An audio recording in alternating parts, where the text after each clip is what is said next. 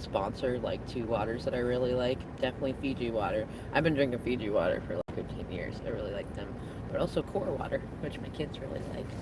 Anyways, good morning and welcome, beautiful souls.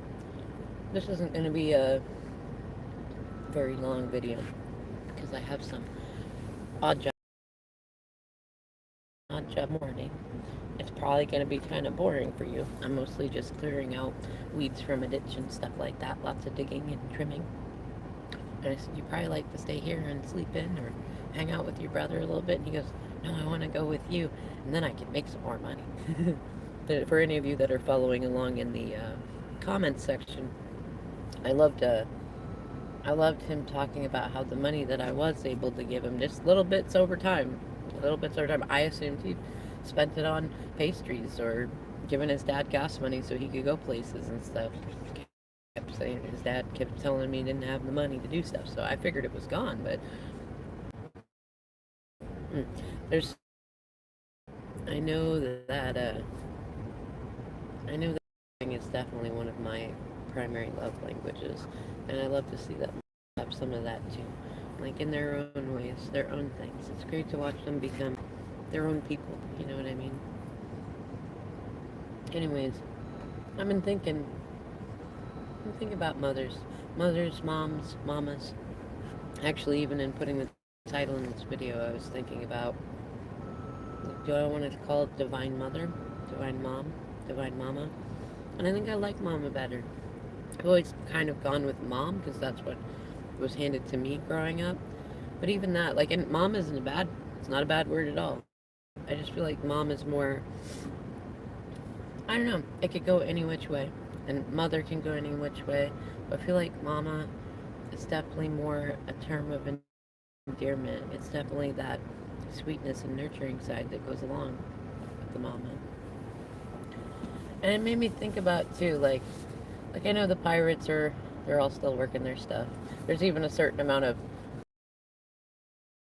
they did, or that they should just be, everything should be swept under the rug, especially attacking Aemon. Like, I don't know. My thoughts on it are like, my time with my children is protected, and I know that they have their own experiences and that they will see over time. Like, they're smart kids, and I don't live in an environment where there's any more pirating, so they can have that contrast. Like, I don't need to convince them that I'm right. The whole reason that we got out of the yellow house, my parents' house, was because they were not being treated well. I think that's the only part that really bothers me, and not like, it doesn't deeply bother me anymore in the ways that it used to, because it's like, I'm not going to take it personal way. I talk with the boys about that a lot. Like, this is, when pirates do stuff like that, it's about them. It's all about them. Like, whether they're mad at me or mad at the world or mad at themselves, it's a them thing. It's not really a me thing. It's not really a thing about my boys, which is hurtful enough on its own, but it's real, you know? But what does bother me, though, is like people trying to convince them that they are liars. I mean, a lot of the stuff that we went through before all the big chaos was stuff that had happened to them that they came to me and told me about. And I know that everybody lies here and there. Yes. But overall, my children are not liars. They're very honest. And it hurts my heart that there are adults in their lives that they care about trying to convince them that they are liars. Like, through trying to suggest that, somebody didn't do ABC, or that it should be justified through DEF or whatever thing, when there's not even apologies, not even recognition, and then trying to blame the kids. Well, you know how you are, or you did this bad thing that one time. That doesn't excuse our behavior as adults. It doesn't. When a child acts up, when a child is not listening or not cooperating, or whatever thing that you want, that is not an excuse for us as adults to then be dicks, or pirates, or to say, well, my behavior as an adult should be acceptable because your behavior as a young child or as a teenager was this. It's not. And that's unfortunately a lot of what I got growing up. Like, if I tried to ask for help from my family, it always became back and forth. usually she likened it back to the world that you live in, but I know that people do. It's the people that I care. It's like I'm not gonna live in a world where I'm constantly. Maybe the signal will be better. But all these thoughts about the mother stuff, like it has me thinking of a few things. Like as a mom myself, I choose to be more nurturing. Like I've had periods in my life where I was piratey too, and it was all about discipline and this and this and this and that. And I'm not ungrateful to myself for having those moments, though I'm more grateful that they did not last very long. That I listened to my children, their feedback. I paid attention to how they felt around me, around others. In fact, a lot of the reason that pirates never liked me in the first place is that I put the kids' feelings first, and they all wanted to say it was some sort of game to control other adults, and it's like I don't know. I don't even feel frustrated about it anymore. I used to. It's like, why? Look, if I was gonna play some sort of stupid pirate game with you, I would make it obvious that I was playing some stupid pirate game with you. Like when I'm talking about the kids, I really am talking just about the kids. And I don't use kids as a tool for that sort of thing. Like even going into court, like there was no intention of using them to try to keep their dad. Like, yes, I made it very clear. They want him in their lives. I want him in their lives. But there was no like I'd had my fill of everybody saying use the kids this way or that way, and even the kids are quite upset about how other people are trying to use them to do various different things. And it's like I know, like just what, just love them. They what is it if they know not what they do. You know what I mean? That sort of thing. And it got me to thinking about like because me and my oldest were talking last night in an alone moment about like even the people that are still alive, in many ways, it feels like we should already have a funeral for them. Especially my parents, who seem to be the least interested in growing and apologizing and facing their shadows. And maybe the pirates are right. Maybe they're too old to choose to be healthy. I chose not to believe that, to believe that they could make it through facing their shadows and grow and change. And, you know, that's still possible in my mind. I'm not gonna, I'm not gonna let up on my boundaries because of safety reasons, for obvious reasons, um, until that time. But I don't ever look at it till. But it did make me think about that nurturing stuff, the importance of mama, and it feels like divine mama energy. Like not that it has to be spiritual per se, but simply that like a divine mama, similar to a divine feminine, like we listen to spirit, we listen to the world, we listen to earth, we listen to our kids, we listen to our hearts as much as our minds. Like we make good decisions, not just in the I have to do everything always 100% for the kids, but like I have to do for me too, and I have to do for the kids, and they both go together. You know what I mean? For divine mothers, it goes together. It's not a separate thing, but it's also not a merged thing entirely. Like our children are not our identity, and we are not their identity. We are a part of each other's identity, just in the way psychology works. But it's not an enmeshment. It's parenting. It's motherhood. You know what I mean?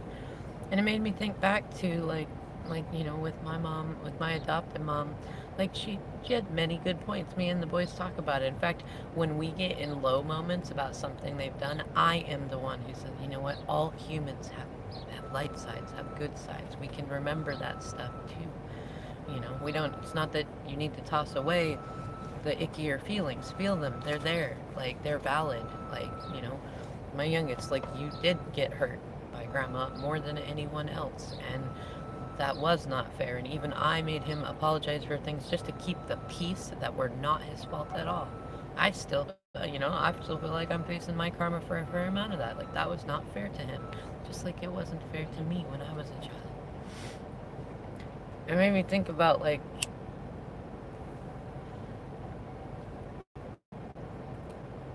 I can remember my mom doing a fair amount of loving things. One of her favorite horrible stories is that I used to love roller coasters as a kid.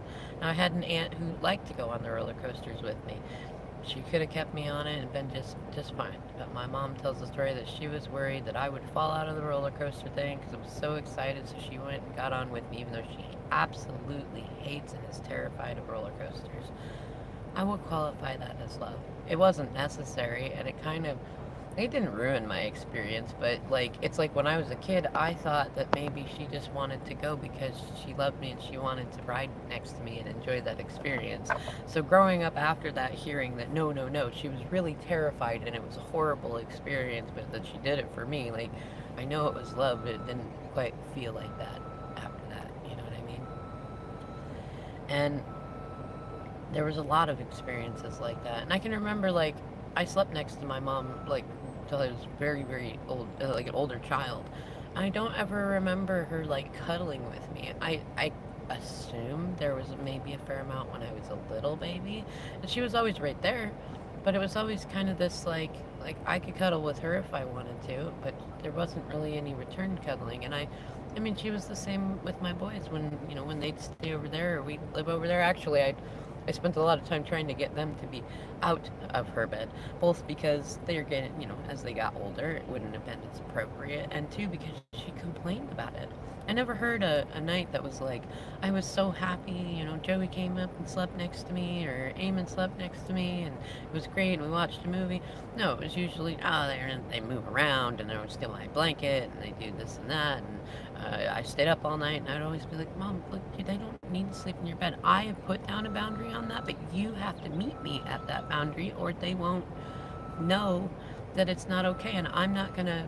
This is not a battle I'm choosing. I pick my battles wisely because it was always a complaint. And I can remember things like when I tried to advocate for myself about things that really were not fair to me.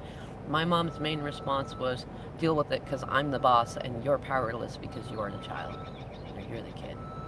She taught everyone to say that.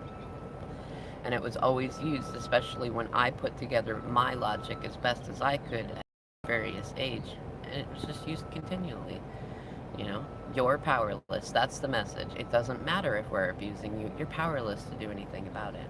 And I know my DM went through similar shit. Although, what his family often said was, well, you got a roof over your head. Or you're a smart guy. You can figure it out. You know? Like, those kind of statements, it, it creates learned helplessness. You know what I mean? That's not love. That's not adults being accountable. That's not facing that stuff. Like, there's a number of conversations that I got to have with my Joey yesterday, and there were things that he told me that upset him that I did. I didn't tell him, well, so what, deal with it, or that's the way it is, or I put a roof over your head, or I'm the boss of me. No, you know what I said? I said, I'm sorry, my Joes. That was inappropriate of me. I'm gonna work on doing this, this, and this. And we negotiated different things. I love it because I teach my kids to negotiate. He already knew what he wanted. You know what I mean? I said, you know what? And some of them, I said, I can absolutely do that for you. One of my favorites was there's a day of the week that I'm going to be taking him to school, and in 2 days of the week I'll be picking him up from school on our week. And he said, well, I'm kind of at a new school, and you do keep your cars are usually dirty, and I would really like to make a good impression. Could we clean it up before you come and pick me up? And I laughed so much because it's definitely a thing from his dad. And I said, absolutely, I love that idea. Would you like to go to the car wash with me, maybe on Sunday before I take you back to dad's? Or do you want to do it some way like that? And he was so happy about that, right? Now, if I'd said something like that to my mom growing up, oh, sure, no, that would have equaled direct abuse, and then a lot of passive aggressiveness for the months after because she holds grudges. You know what I mean? And it's kind of like I know some adults these days, especially in the more elder category, that were like, they'll treat you more like you're being a wuss. Like, well, when I grew up, people would get smacked across the head for doing that. It's like, that isn't something to brag about. That isn't something to be proud of. And that certainly isn't an excuse for suggesting that being better with the children is bad. Like, And it's like the whole thing of, well, I had it worse growing up. It's like that. So that you're basically telling me you recognize right now what you're doing is extremely unhealthy for, child A, B, or C, but you're going to keep being unhealthy with them because you had it worse? No. I don't think there's the logic in that you think that is in there. I think those are past conditioning cycles that your parents trained into you that you need to face and heal. I had to, or I didn't have to, I chose to. And that's even more powerful. My mom was all about, I never had a choice. But you know what? I have lots of choices. These are the choices that I make consciously, knowingly, you know? And it made me think about things like, with both my youngest and my oldest, like I give them lots of choices, lots of options. And I do my best to be nurturing with them. And most of all, I'm their biggest advocate. I believe them. Like, even if there's moments where maybe their imagination ran away with them and they told me a big story or something, which is very rare, but let's say that they did, I would still rather err on the side of believing them than to not believe them. There's so many people in the world that just dismiss things, especially things they don't want to look at. And as children, it's important that our caregivers, especially our parents, believe in us and believe us. Like, that really changes the whole world. You know what I mean? I don't know. I feel like there's going to be a lot more like divine mama energy.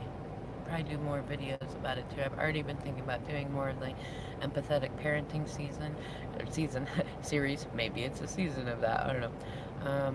And talking more about this stuff, especially as I know a lot of the shadow storms that we went through since October were mother shadows and stuff like that. And now we're in the Emperor's season of spring in Aries, and we're going to be moving into Taurus, which is more about the Hierophant, but it is the Empress also. So there's that divine mother energy in there. And I really look forward to getting to be able to talk about this stuff, just like getting more into divine mama, being nurturing, believing in your kids, being their advocate, helping them learn to advocate for themselves, seeking the higher healing, wholeness, love. Anyways, y'all, I'm gonna go ahead and get off of here, get my youngest up so we can go do this side job. I love you all. I'm really grateful that you all have been born and are here to watch this video and interact with me. And I will see you in the next video.